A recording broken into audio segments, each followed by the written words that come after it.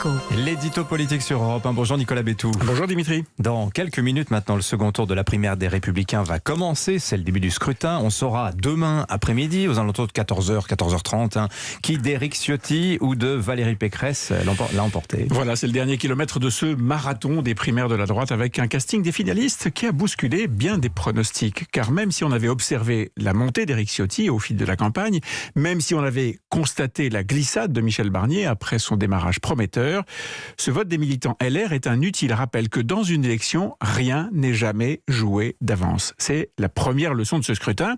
La deuxième, c'est que la droite qui vient de gagner est une droite qui s'assume. Aussi bien Éric Ciotti que Valérie Pécresse ont déroulé un programme de rupture avec des engagements forts en matière de sécurité, d'immigration, de fiscalité ou d'éducation. Et le fait que le député Ciotti vire en tête du dernier kilomètre, eh bien lui qui revendique un positionnement très à droite, ça renforce encore le message envoyé par les militants dans ce sens. Est-ce que c'est pas une conséquence de la candidature, de l'influence d'Éric Zemmour ? Si, bien sûr. Depuis des semaines, la percée du désormais candidat Zemmour a installé très haut dans le débat le thème de l'immigration et de la sécurité, avec des mots et des propositions que nul autre n'avait osé jusqu'ici. Et puis, personne à droite ne peut plus ignorer que le cumul Le Pen-Zemmour dans les sondages se monte à plus de 35% des voix. La société française est en demande.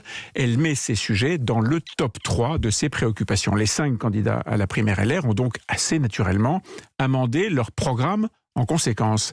C'est Éric Ciotti qui a été le plus loin, conformément à son positionnement historique. Mais Valérie Pécresse n'a pas été en reste. Les deux finalistes ont en fait défendu, en poussant le curseur plus ou moins loin, bien sûr, un programme libéral, baisse des impôts, baisse de la dépense publique, mais durcissement de la politique sécuritaire et lutte contre l'islam. C'est d'ailleurs très frappant de constater que Valérie Pécresse et Éric Ciotti étaient de fervents soutiens de François Fillon il y a 5 ans. Et dans sa campagne pour la primaire, Éric Ciotti ne s'est pas privé de rappeler qu'il avait été fidèle jusqu'au bout, qu'il était présent au dernier meeting de Fillon, le fameux rassemblement du Trocadéro. C'est la 3e leçon de ce scrutin d'hier. Cette droite-là n'est pas morte. Une partie d'entre elles a filé chez Emmanuel Macron, c'est le cas encore cette semaine de Christian Estrosi, le maire de Nice.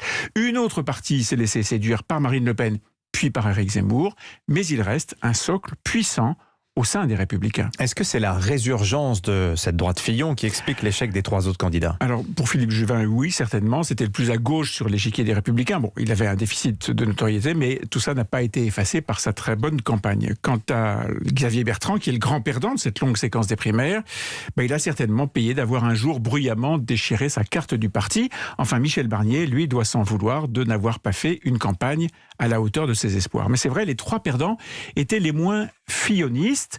Leur défaite n'est probablement pas un hasard. Bon, le second tour démarre dans quelques minutes. Ouais. Allez, un petit pronostic ? Si on additionne, si vous voulez, les ralliements en faveur de Valérie Pécresse, oui, c'est elle qui doit gagner mathématiquement, disons. Mais je vous rappelle la première leçon, rien n'est jamais joué d'avance. Non, ce que disent ces ralliements express, c'est que contrairement à ce qui s'était passé en 2016, la droite a une chance de sortir unie de ses primaires. C'est la 4e leçon de ce scrutin et il y a de bonnes chances pour qu'Emmanuel Macron l'ait observé de très près. Merci Nicolas. Justement, Pécresse-Ciotti, le duel surprise des outsiders est à la une de l'Opinion, votre journal. Papier intéressant aussi d'ailleurs sur cette alliance objective, mais pas si surprenante, de la CGT et de certains patrons pour la régularisation des sans-papiers. C'est un thème qui revient discrètement à la faveur des pénuries de main-d'œuvre dans un certain nombre de secteurs. Allez, à suivre sur Europe 1, la